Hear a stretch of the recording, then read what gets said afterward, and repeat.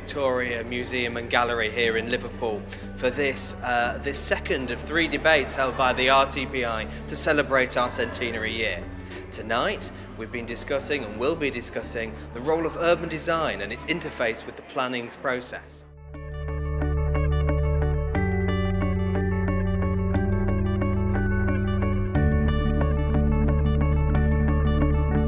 In my view, absolutely not. I think the landmark buildings and marquee schemes, they often take care of themselves. They have the money in terms of the right design teams, in terms of the right briefing, and those schemes often will have a real ability to deliver quality. I hate walking or driving past a really badly designed housing estate, and they pop up all over the place. You see them all over the place and you think, how did that happen? How are people parting with their cash? My view on the large-scale housing schemes is that really urban design is being used almost as a beauty parade selling tool. The real quality and the essence of a place is what needs to shine through.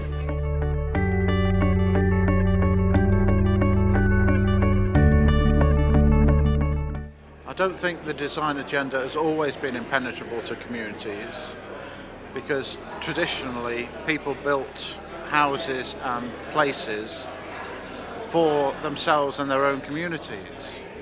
It's only since design has become a specialism and the province of highly educated and highly opinionated people that it's become divorced from the way that people use spaces and buildings.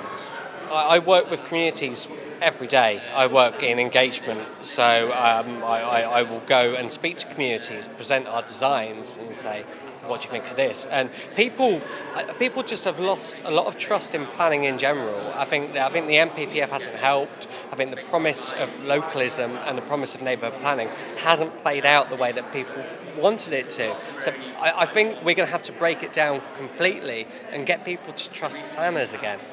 Well, obviously with the localism there's neighbourhood plans, and I just think it's about breaking down the barriers to speaking to them more, and it being probably less about the housing, because everyone's very focused on the housing, and more about the design issues that are going on rather than how many houses are going to go on each plot of land, more about the actual design issues.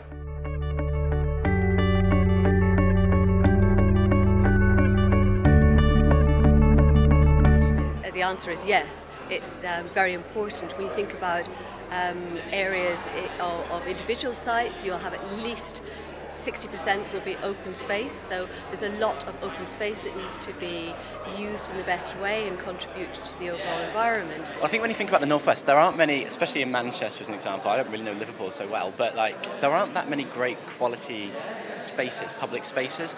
So really, when you find out about things like the privatisation of space that's occurred, in my opinion, it'd be fighting that in a way, because you've got very restricted spaces that feel quite enclosed, quite dark in a way. So trying to fight against that, to me, would be the role of a planner or planning in whatever sphere you are, public or private. To me, that would be the key thing. Many quite large and expensive public open space projects design out disabled people. Not deliberately, because the emphasis is on the materials, their perceived historical importance, and the way in which issues other than usability are higher up the agenda, including competing with other places, nationally or internationally. That's more important, it seems, to designers than the usability of the space. In terms of the planning system having a responsibility relating to that, I think they absolutely do, because obviously we're involved in all of the things that feed into the creation of a sense of place. So it's not just about the built form, it's about the environment and how it feels.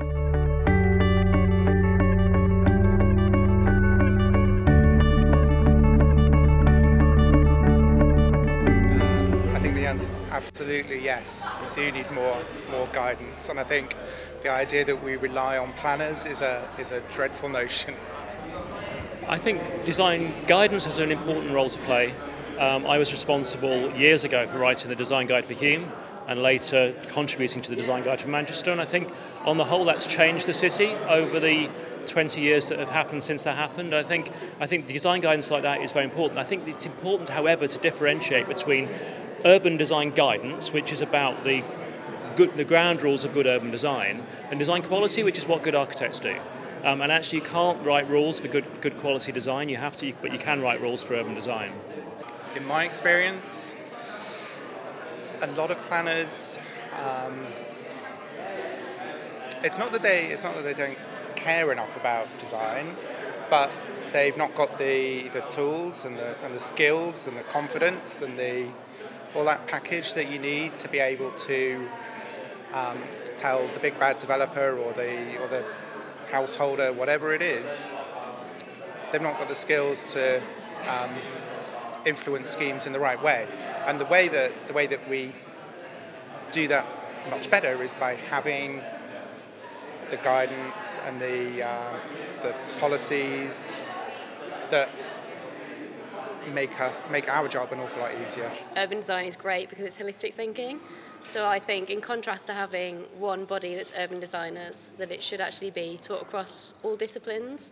Like in the Farrell review, it was pointed out that the design review panel should be replaced with place panels, so made up of planners, landscape architects, civil engineers, stuff like that. It's important that everyone has that background. One of the things that I think really needs to happen is actually sort of like a professional and political stitch-up where we start to think about how our professions really come together. So architects, planners, surveyors, landscape architects actually start to think about what they're doing and how it affects places.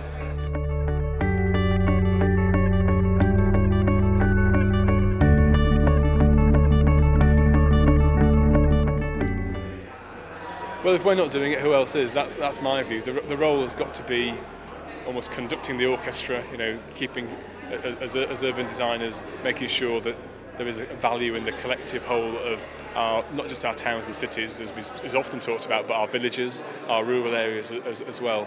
The Northwest, in general, because it's industrial heritage, has so many sites that are as much about redevelopment and taking old areas, especially brownfield sites, and turning them into something new.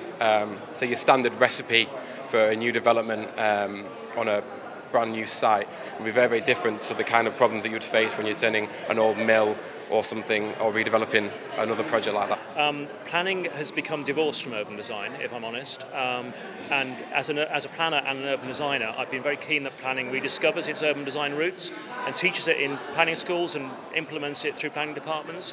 I think there's a lot of debate and stuff going on at the moment, and there's a lot of kind of talk about how to compete with London, and I think that's honestly the real thing which we need to focus on about the moment, is how we can create a strong economic hub in the north which can compete. The Northwest should have an ability to deliver above and beyond most regions because of the sheer number of people, the economic strength of that area. That should be a real driving force. But as designers, as urban designers, we've got to play our part and support planners. And as a planner, urban designer myself, that's what I do every morning, getting out of bed and going to work, hopefully.